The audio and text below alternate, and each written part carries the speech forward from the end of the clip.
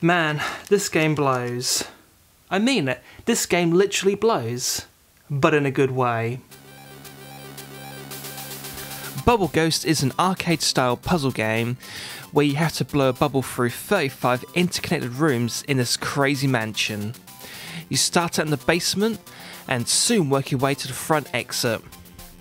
What makes matters worse is you're a ghost, and being a ghost you don't have the ability to touch anything, so the only way to save the bubble is by blowing it, Patrick Swayze style. And this game isn't just about the bubble blowing. Some of the levels will require you to figure out what gizmo or thingy you need to blow on to enable you to open up parts of levels that were previously blocked, or stopping hazards that would otherwise try to burst your bubble, and I mean that literally.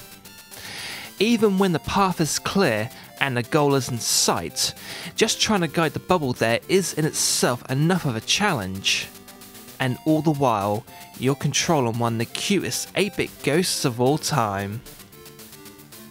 I don't think this ghost has a name, but he's damn adorable. But being cute when you get a physically impaired friend so far, that is unless if he's easy to control. A game like this fails and succeeds based solely on its controls, and Bubble Ghost has some of the tightest controls you're ever going to get on the Game Boy. You always get the feeling you're in control of the ghost and his blowing ability, and if the bubble bursts then you've only got yourself to blame. When you get close to the bubble you loosely connect with it, and it is this connection that allows you to maneuver around the bubble with relative ease and speed. Without this feature it'd be almost impossible to control the ghost, as it'd be asking too much from the player to tilt him, as well as moving him up, down, left and right. So all you have to do is focus on moving him and the game will do all the tilting for you. You start the game with 5 lives and 2 continues, so you're given more than a fair chance when you start your game. It's a good thing you have all these lives and continues because you're going to need them. The only penalty for failure is just a quick reset of the current level you're on, which means you get to jump right back into the thick of things without skipping a single beat. And because of that, Bubble Ghost never comes close to being a frustrating experience. This is almost a perfect game, but 2 very minor things let it down. But surprisingly, both these problems are actually tied into each other, and if you're good at this game, you'll notice how short it is. But if you're bad at it, you'll also notice how repetitive the music gets after a while. I don't expect a game of this caliber to have a decent soundtrack, but give me a handful of catchy 8-bit tunes and I'm happy enough. Bubble Ghost's music is certainly catchy, but there's not enough of it. What we have with this game is 3 tunes, 1 for the title screen, 1 for the main game, and 1 for the ending.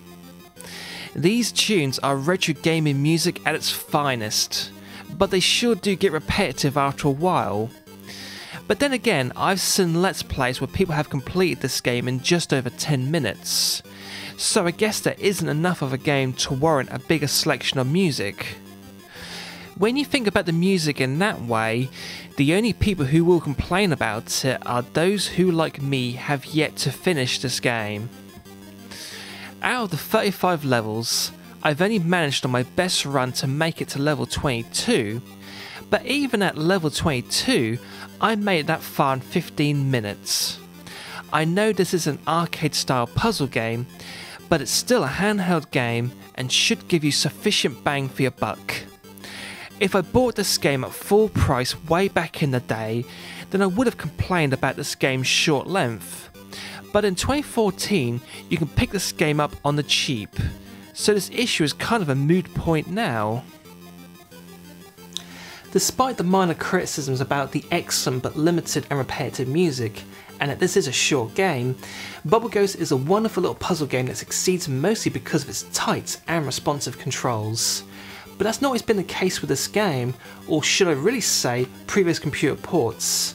So let's take a trip back to 1987 and explore this game's history from an interesting but slightly flawed Atari ST game to the almost perfect Game Boy port. The original Bubble Ghost was created by one man Christoph Andreoni, and he made it on an Atari ST computer. The game would become a bestseller on its original computer platform, and like with any best-selling computer game, it would end up being ported to just about every computer system around the world.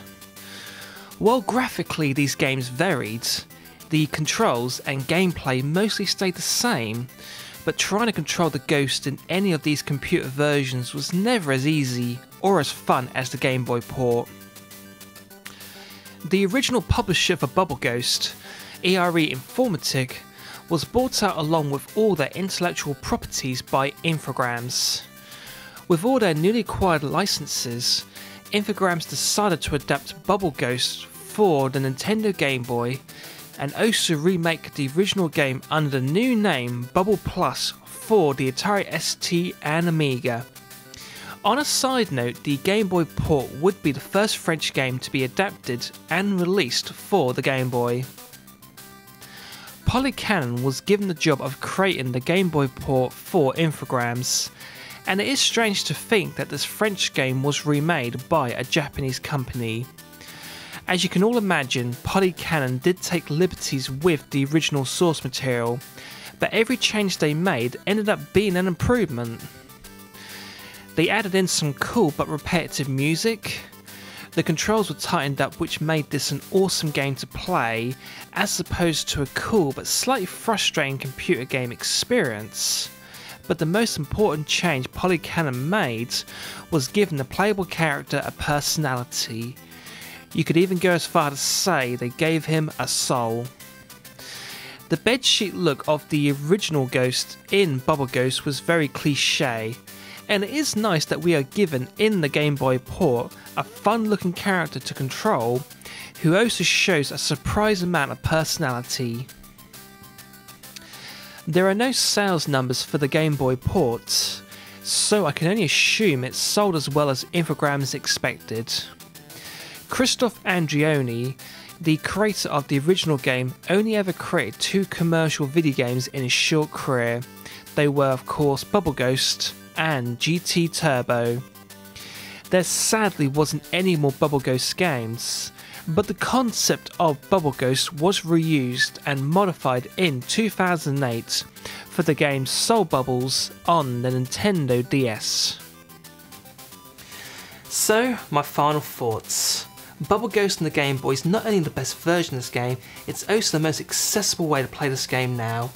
I do admit that my 2 earlier complaints are very subjective, and only one of them is really valid if you're bad at this game. But if Bubble Ghost is judged solely as a short arcade style puzzle game, then I think we can all have fun blowing bubbles with this game. Thank you for watching, and the bubble thanks you too.